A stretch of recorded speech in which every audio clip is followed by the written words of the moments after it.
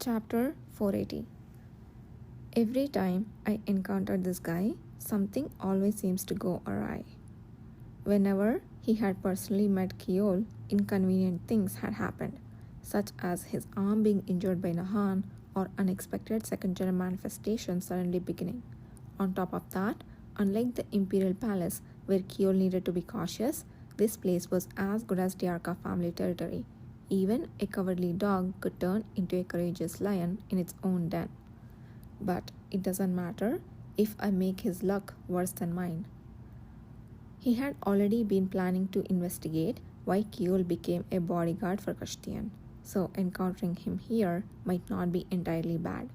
After all, there was no better way to get reliable information than asking the person directly.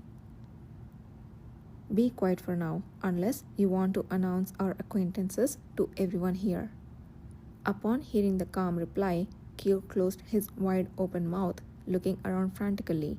He seemed worried that someone might overhear. He appeared quite foolish. Seizing the moment, Kiol pinched the sleeve of Ydir's shirt between his thumb and forefinger and pulled him along. They ended up in a small storeroom below the stairs. Though empty, it was spotlessly clean. Once inside, Kiol whispered cautiously, "Why are you really here, you cavalry scum? There is no way someone as poor as you should be here. Could it be... Have you sensed something already?" He seemed like he was about to say pauper, but quickly corrected himself. Ydir felt the effects of language correction coming into play. Seems like the oath's been worth all the discomfort. Though trivial compared to the Redstone's power, every time Kiol nearly violated their pact, some of their power transferred to Ydir, momentarily influencing him. The sensation was so slight it was barely distinguishable from the warmth of sunlight.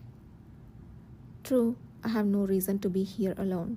I have come because our commander has business here. Duke Paleta is here? Where? In the waiting room. Kiol, who had been rolling his eyes anxiously, finally let out a small sigh and sharpened his gaze. So, why are you wandering around alone? Do you even know where you are? It's just a tailor shop, isn't it? You're wandering alone too, so why can't I? Are you saying I can't even go to the bathroom? You! Grinding his teeth, Kiol clenched his fist and asked in a restrained voice filled with fury. So you're saying you came out to go to the bathroom? No. Are you mocking me? There is no need to explain myself to you. Kiol's face twisted like crumpled paper. The agony of wanting to curse but not being able to was vividly visible. Deciding he had teased him enough, Ydir reached out and grabbed Kiol's collar. Ignoring his sputtering, he pulled him closer. What are you doing? Be quiet.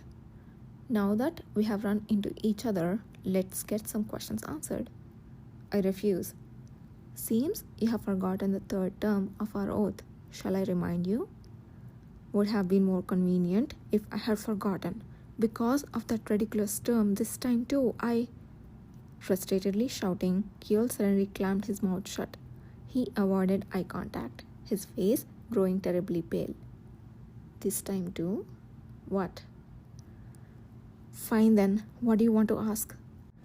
Reacting so subserviently out of the blue was practically confessing that there was something hidden behind his previous words.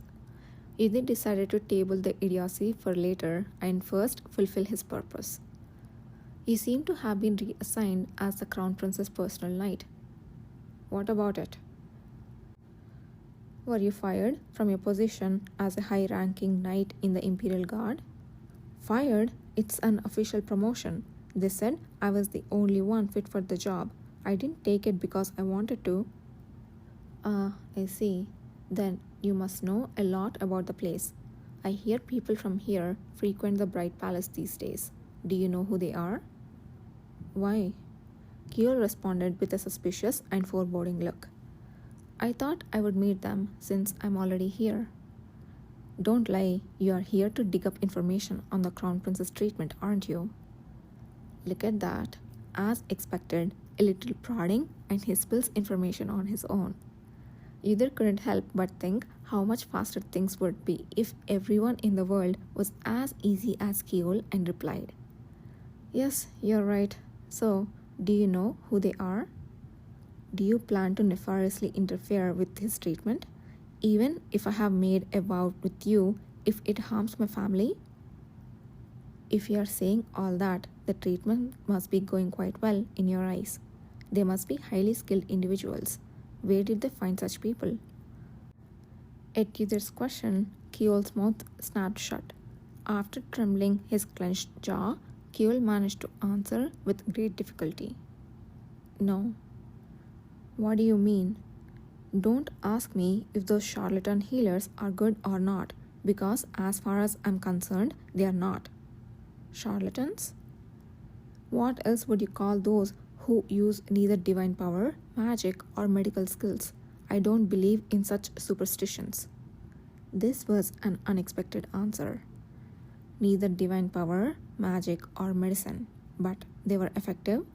So, both the suspicions Kashtian and Duke Diarca must have implicitly approved of the treatment, even assisting with the disguise. Then, only one possibility remained: awakeners. And those people aren't here. They have only left their names here. I don't know where they came from, so don't ask about that either. All right. Too bad they're not here. Of course, he didn't find it unfortunate at all. Keol shivered upon seeing the suspicious and cold smile that appeared on Yudhir's lips. He forcefully removed Yudhir's hand from his collar and shouted, "If you're planning any mischief against the Crown Prince, stop. You may have gained some merit in the West, but don't get too full of yourself. If you try anything, I will not let it pass, even if it means confessing everything to my father and breaking our oath." "I can't feel any sincerity, so let's leave it at that."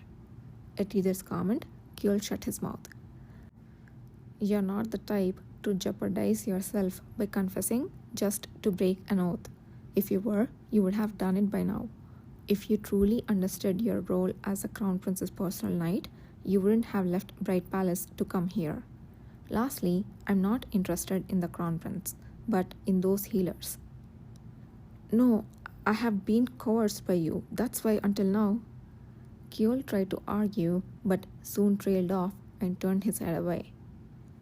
From the speed at which his spirit seemed to break, it appeared that he had some level of self-awareness about what Yudhir had said.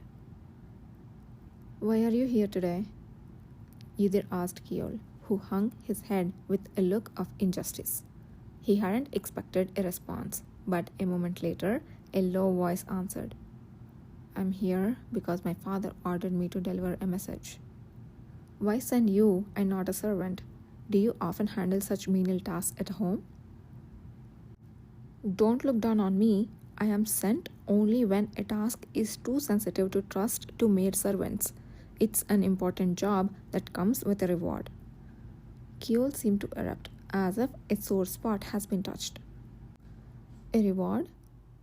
"Yes, a sword better than the one I'm using now. A legendary sword that you can't even imagine." "So, they are giving him a sword just for running errands to a repair shop? Something about this doesn't smell like any ordinary tailoring errand." Tailors and jewelers who were actually healers in disguise frequented the old establishment of the Diarca family, and here was Keol coming to deliver a message from the Duke to that very place. Anyone who thought there was no connection between these two events would be a fool. "So, you have already completed this delivery errand?" "I was waiting to make the delivery when you showed up." "Good timing then. Let me see it too." "What's so good about it? Why would I let you?" "If it's just a tailoring errand, as you say, then there is no harm in me looking." "Why do you want to see it in the first place?" "Ah, don't touch me. Where are you putting your hand?" Whether Keol struggled or not after his collar was grabbed again, Yudhir effortlessly slipped his hand into the inner pocket of Keol's chest. Unless you were someone like Kishir who naturally carried all sorts of magic tools, The obvious place for the nobleman to keep valuables was all too predictable. Soon, Uther's fingertips brushed against a piece of paper.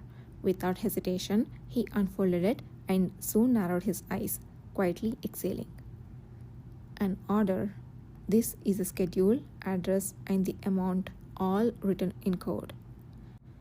It was one of the code formats he had tried of using during his previous life when he was by the side of Emperor Christian.